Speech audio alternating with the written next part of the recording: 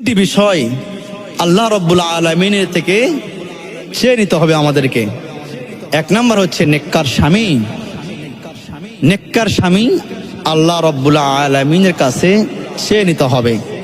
যাদের বিবাহ হয় নাই তারা দোয়া করবে, মেয়েরা মহিলারা দোয়া করবে যে আল্লাহ আমাকে একটা নেককার স্বামী দান করো, আমাকে একটা পরহেজগার স্বামী দান করো, যে স্বামী নামাজ পড়বে, যে স্বামী রোজা রাখবে, যে স্বামী যাকাত দেবে, যে স্বামী আমাকে বেশি বেশি ভালোবাসবে, যে স্বামী আমার কষ্ট বুঝবে, যে স্বামী আমাকে আদর করবে, যে স্বামী আমাকে সম্মান করবে, এমন একটা নেককার স্বামী আল্লাহ আমাকে দান করো।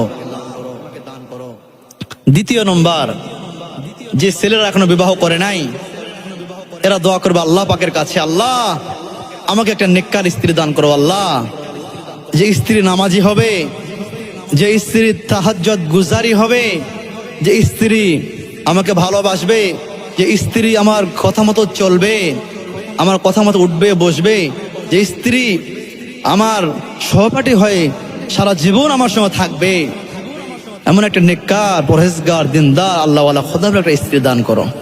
তিন নম্বর, যাদের সন্তান হয়নি, যাদের সন্তান আছে আপনারা আল্লাহকে বলুন, আল্লাহ আমাকে একটা নেককার সন্তান দান করেন, আল্লাহ আমাকে একটা সালেহীন একটা সন্তান দান করেন, যে সন্তান নামাজি হবে, যে সন্তান দিনদার হবে, যে সন্তান কোরআন পড়বে, যে সন্তান কোরআন বুঝবে, যে সন্তান আমার কথা মতো চলবে, যে সন্তান আমাকে কষ্ট দেবে না, যে সন্তান তার মাকে কষ্ট দেবে না, যে সন্তান আল্লাহ রাসূলের দল পথ মতে থাকবে। আল্লাহ এমন একটি সন্তান আমাকে দান করুন।